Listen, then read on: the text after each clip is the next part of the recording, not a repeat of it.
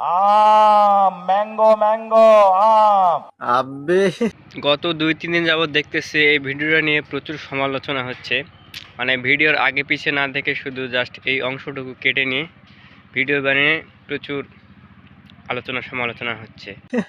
ইনশাল্লাহ আমরা এই দিনাজপুরের ভালো আম সমগ্র পৃথিবীতে পাঠানোর ব্যবস্থা করব। আমি স্বয়ং নিজে এই সমাবেশে ছিলাম। এই সমাবেশে আমাদের লিডার তারেক রহমান প্রথমত দিনাজপুরের লিচুর কথা বলছে, দ্বিতীয়ত ধানের কথা বলছে, কাটারিভোগ যে চাল আছে ওইটার কথা বলছে, তারপর ব্যারেজের কথা বলছে। অবশেষে তিনি বক্তব্যের শেষ পর্যায়ে গিয়ে এই আমের কথা বলছে। আর দিনাজপুরের যে লিচুর পাশাপাশি আমের জন্য বিখ্যাত, আর আমের জন্য যে একটা বিদেশে রপ্তানিগত একটা দিক রয়েছে, এটা কিন্তু অনেকেই জানে না। যারা বলদ তারা হয়তো জানে না, না জেনে এই ভিডিও নিয়ে অনেক সমালোচনা করতেছে। যাই হোক, আমি প্রুফ হিসেবে আপনাদের একটা ভিডিও দেখাচ্ছি, তাহলে আপনারা সবাই ক্লিয়ার হবেন।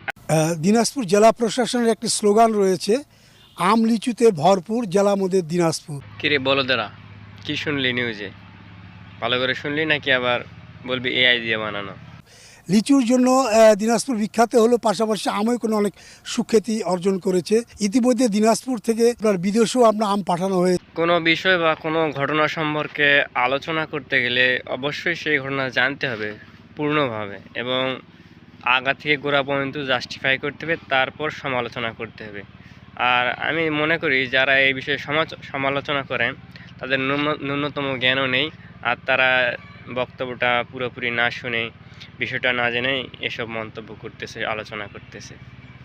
মানে দেশের গণ্ডি পেরিয়ে দিনাজপুর আম বিদেশে যাচ্ছে, বেশ কয়েক বছর ধরে এখান থেকে পাঠানো হচ্ছে। আমি এই মুহূর্তে বিরল উপজেলার শিমুলতলি আম বাগানে রয়েছি। এই বাগান থেকেই আপনার আজকে জার্মানে আম পাঠানো হচ্ছে।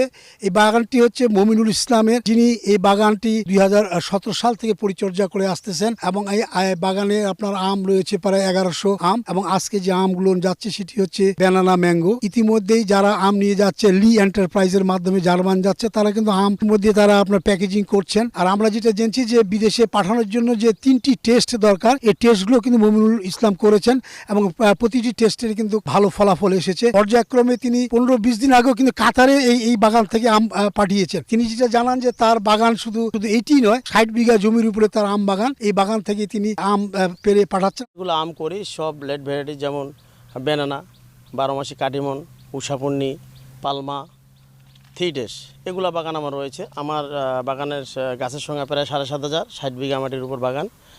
আমি আসলে 2021 সাল থেকেই বাইরে আম পাঠাই। প্রথমে ইংল্যান্ডে, তারপর সৌদি আরব একই বছরে, তারপর দিলাম সুইজারল্যান্ড, ইউরোপ কান্ট্রিতে। এইবারকা দিলাম আমি কাতারে, দিলাম কিছুদিন আগে 2.5 টন। আজকে ব্যানানা আম দিচ্ছে আমি প্রায় 1 টনের মতো আজকে যাচ্ছে আর কি। কৃষি স্যার আমাকে সারাক্ষণ সার্বিক সবসময় চেষ্টা দিয়ে যাচ্ছে, এইটা করেন, এই করলে ভালো হবে, এই করলে যাবে। আর যে লাইনের মাধ্যমে যা সব কৃষি সারের মাধ্যমে আমি বিদেশে রপ্তানি করার জন্য মানে খুব সুযোগ একটা স্যার আমাকে করে দিয়েছেন। ইতিমধ্যে তিনি বহু দেশে, সুইজারল্যান্ড, ইংল্যান্ড এবং আজকে জার্মান, কাতার আম পাঠিয়েছেন।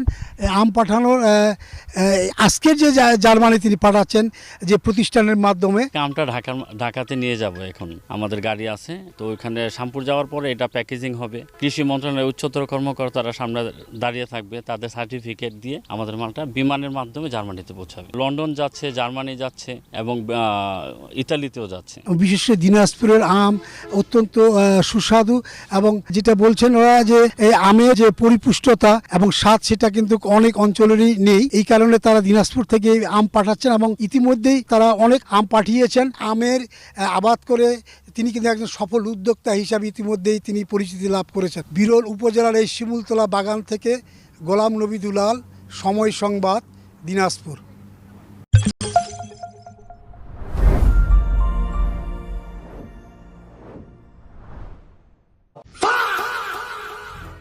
প্রিয় ভাই বোনেরা, আরেকটা কথা তো বলতে ভুলে গেছি। নানি বাড়ি আসছে তো খুশিতে কথা বলতেই ভুলে গেছি।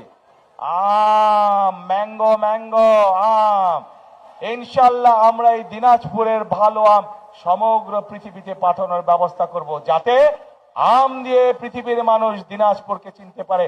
সেই আমের সাথে যে সকল কারখানা আছে সেগুলো ইনশাল্লাহ আমরা এখানে তৈরি করব।